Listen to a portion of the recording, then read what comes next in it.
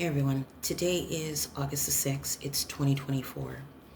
In this video, as well as a few that will follow, I'll be exposing the deception that's been taking place within the church. Now, this is something that actually began to unfold for me back in 2022. And since then, it has proven to be so much bigger than what I thought.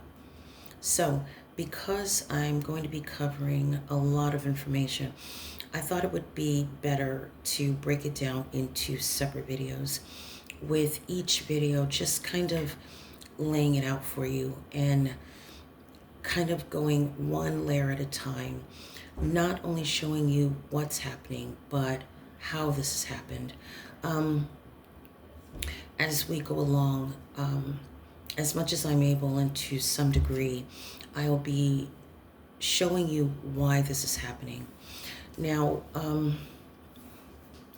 because there is a lot of information, I thought it would be good to use this video as more or less an introduction to the deeper things that I'll be covering.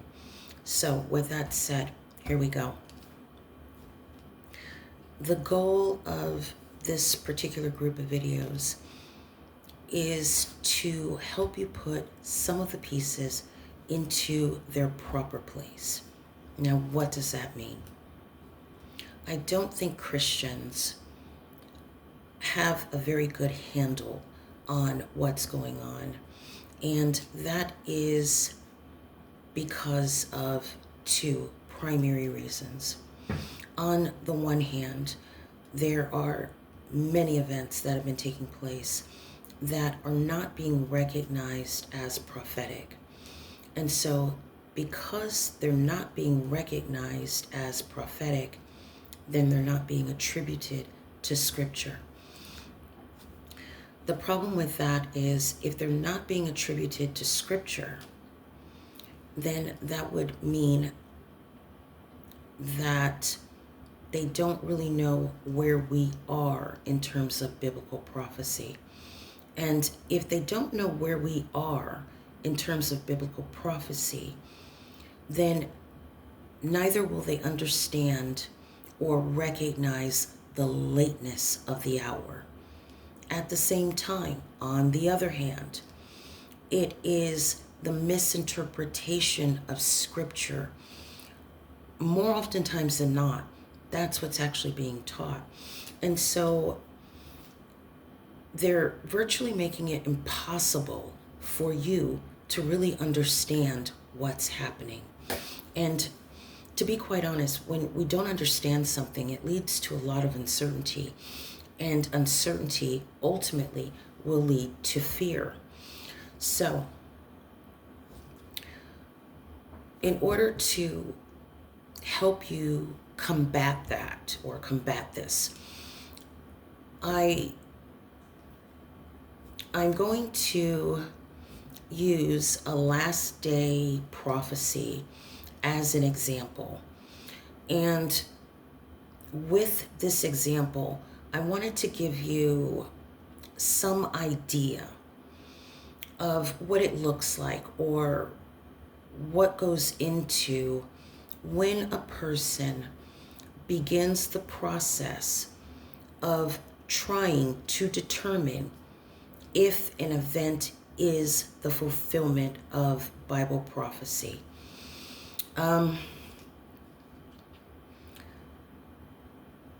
Okay, so to start, you should know that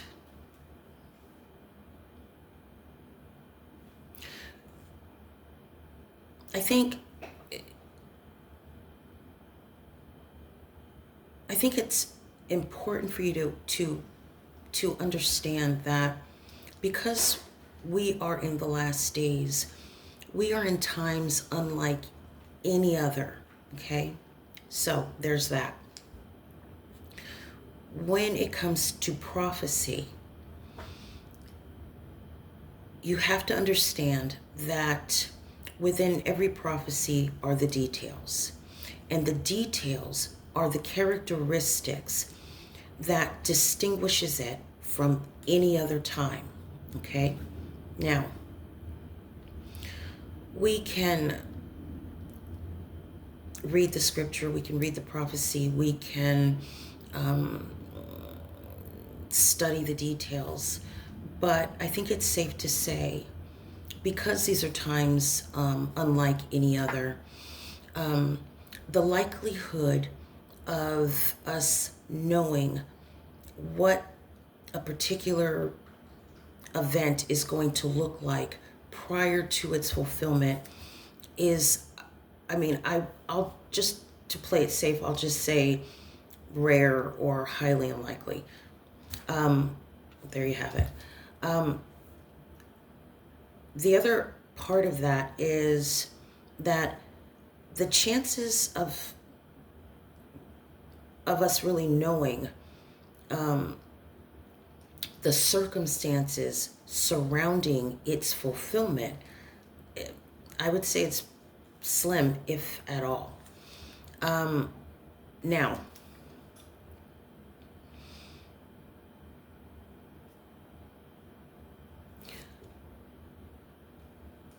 I have to look at my notes so I don't leave anything out, but what we're trying to find out, or what we want to know, is the event that we're seeing, does it line up with Bible prophecy? So I'm going to show you kind of, and I give you an idea of what that looks like.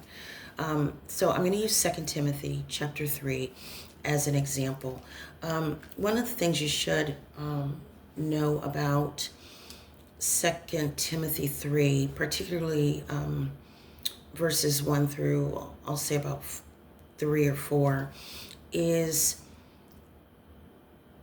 the traits that, or what Paul is describing is, these are not, it's not normal.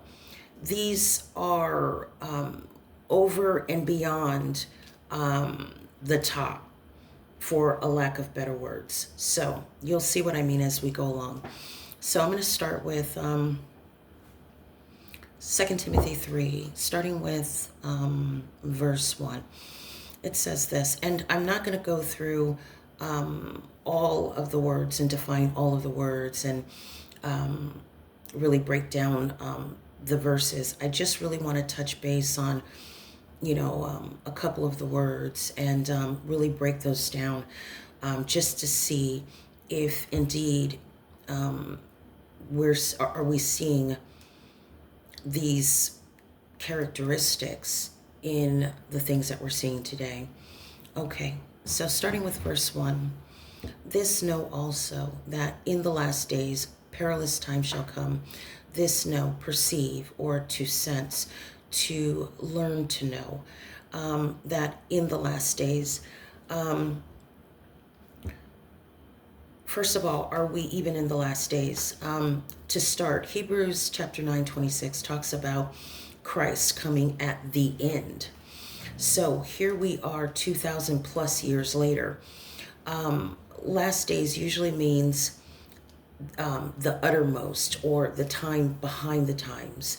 So I would say that so far we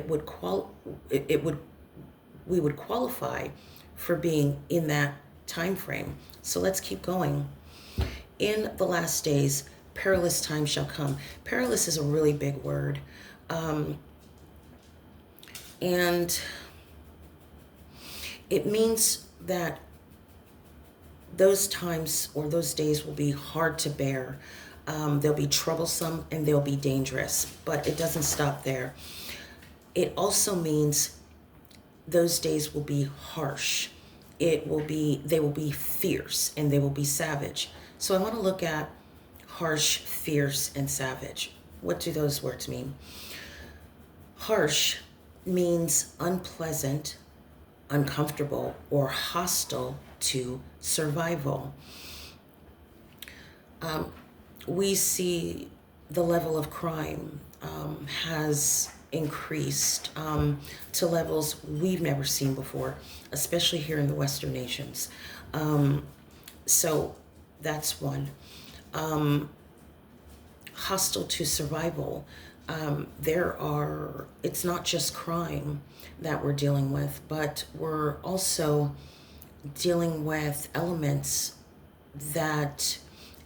from other places that should not be here. So they are adding to the level of danger, not just in our country, but in other countries, other Western nations too. As well as we're dealing with foreign threats. We're dealing with fires that don't seem to be natural or normal. And that's just to name a few. I could go on and we would all understand exactly what I was talking about. So let's go on. So the next word is fierce, harsh, savage, or fierce. So we'll go with fierce. Fierce means hostile and violent, especially by nature or by temperament, ferocious.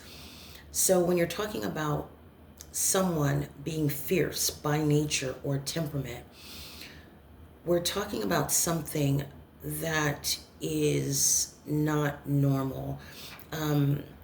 This is describing more of what the flesh is like or looks like, or I should say some aspects of the flesh, what it looks like when it's unrestrained.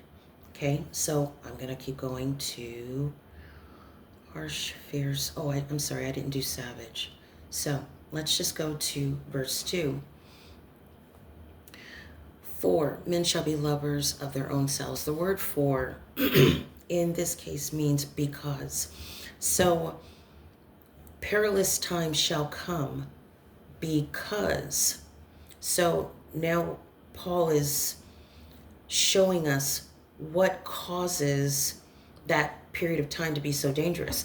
Because men shall be lovers of their own selves, they'll be covetous, which means loving money, or avarice, which is an excessive or inordinate desire for gain, greediness, or for wealth. I think when we can say that when we look at, for example, globalists or the elites, global elites, if that's what you want to call them, I guess, for the sake of you knowing who I'm talking about. These are people who have already acquired great wealth, but that's not enough. It's not good enough. They're not satisfied until they have your wealth. So, inordinate also means not limited to the rules prescribed or to usual bounds or excessive. I'm sorry, the dog jumped up on me. But so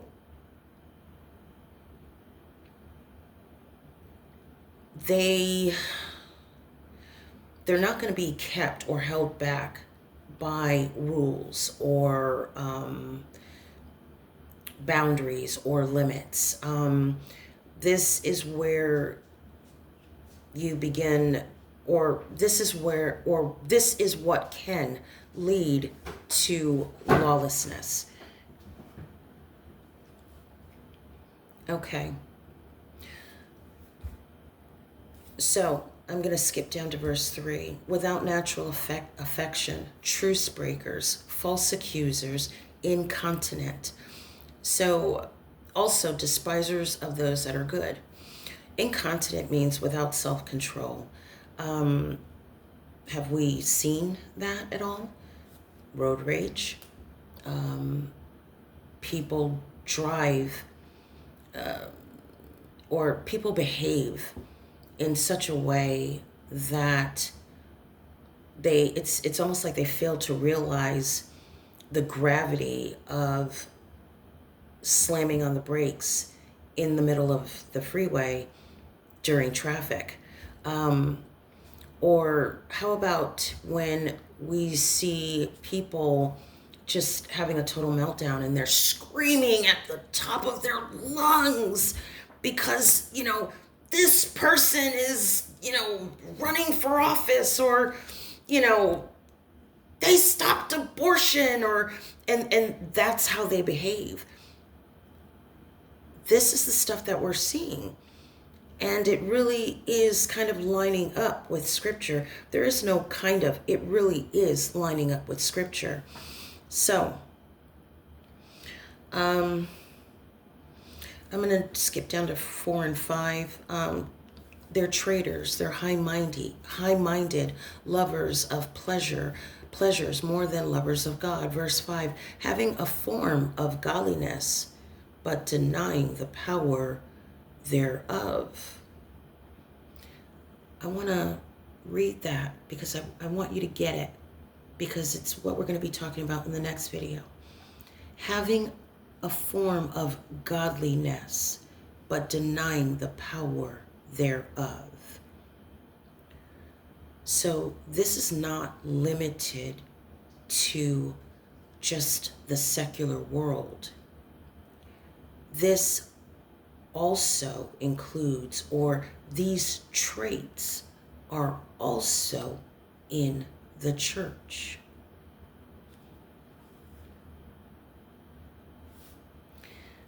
So that is where I want to pick up in the next video, because I want you to begin to understand that, and this is something that I had to go through too. Everyone, just because someone says they're a Christian, it doesn't mean they're Christian. This is the reason why we look at the fruits. This is the reason why we need to see the evidence of salvation.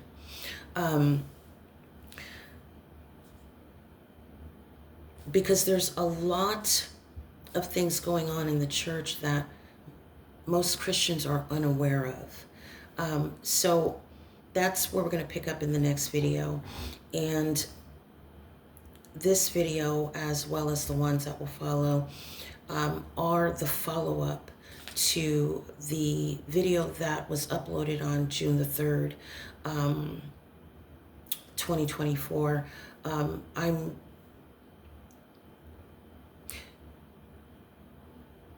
Because you need to understand why the Lord will be